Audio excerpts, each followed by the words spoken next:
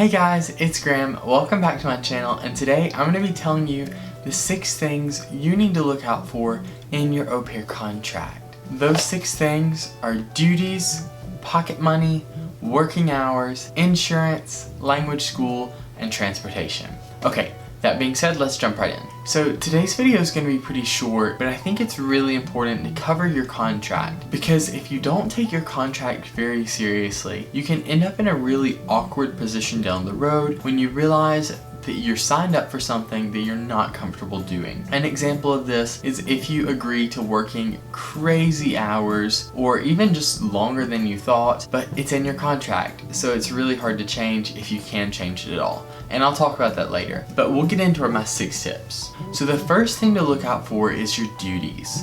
I know this one sounds kind of basic, but make sure that the duties listed in your contract are things that you're comfortable doing. For example, if it's listed in your contract that you're gonna have to walk the family's dog every day, but you don't really like dogs or you're not comfortable around dogs, then don't agree to that. Tell them that you're not comfortable doing that and you would rather do another task or omit that completely. So you should be comfortable with all your duties, and be sure to communicate to your host family if you're not. As an au pair, you are an extension of the host family. That means you're not a maid or you're not a housekeeper, so you should be pitching in and of course doing the duties in your contract, but you shouldn't be cleaning their entire house or cooking all their meals or taking care of the kids 24/7. That's not the role of an au pair. I should say this about duties because I hear from a lot of au pairs that they did not really understand this going into it. And it is, you are a member of the family, and so you should expect to do some things that the family would do. So for example, if in your contract it does not say that you're expected to set the table at dinner, but they ask you to do that, well, it's just something the family does.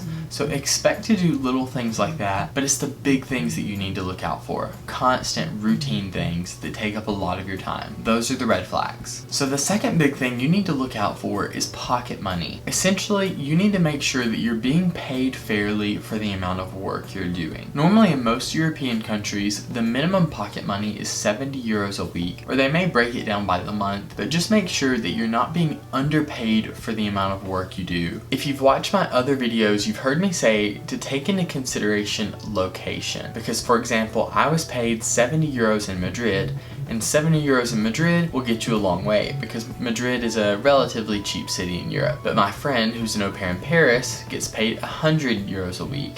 Well, 100 euros really doesn't even go as far as my 70. Why? Because Paris is a very expensive city. So if you're in a more expensive city or a more expensive country, you should be expecting to make more than au pairs that are in cheaper countries. The big thing with pocket money though is you're not gonna get paid much anyway, so don't expect to make 200 euros a week or 300 euros a week. Normally you're gonna be paid somewhere in between 70 and maybe 110, 120 euros a week.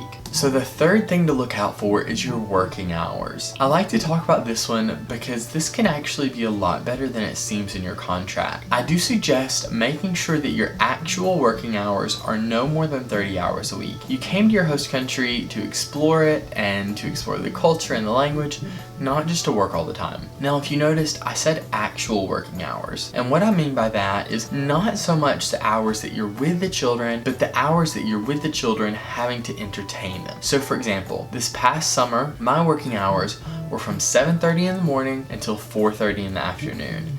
And I know what you're thinking, like, wow, that's a ton of hours. But in reality, it wasn't that many hours. Why? The kids slept until 10:30. So that cuts off 3 hours. We spent about 3 hours at the pool, so that cuts off 3 hours. So it cuts off a total of 6 hours, and I'm left with 3 hours having to entertain the kids. Normally we would watch a movie for part of that anyway. Suddenly the 9 hours turns into like, I don't know, 1 to 4 hours. Consider your actual working hours more than just the time you're gonna be with the kids. The time that I was responsible of the kids, but not technically with them, I don't consider that a working hour. Why? But because you're not having to entertain them. I consider that to be a contribution to the family as a family member. But of course, this varies from au pair to au pair. Some au pairs would disagree with me. I loved babysitting though, and I loved my host kids, so working for me was not even really like working. Okay, the fourth thing to consider is your insurance. Your host family should be paying for part, if not all, of your insurance. And your insurance probably isn't going to be expensive, especially if you're in good health, but it still takes off a little if your host family contributes to it. So look out for that. I should say, if you're gonna be in Europe for less than 3 months, if you don't have to have a visa, then you don't have to have insurance. The fifth thing to consider in your contract is language school. All au pairs have to go to language school at least for some period of time. Well, actually, I think France may be changing it. But nonetheless, consider language school. It's not super expensive in most countries. I think you have, like in Germany, you can go to a public language school or a private language school, but it can add up if you're not looking out for it. So make sure that in your contract, either your host family is contributing to language school or you are comfortable with the fees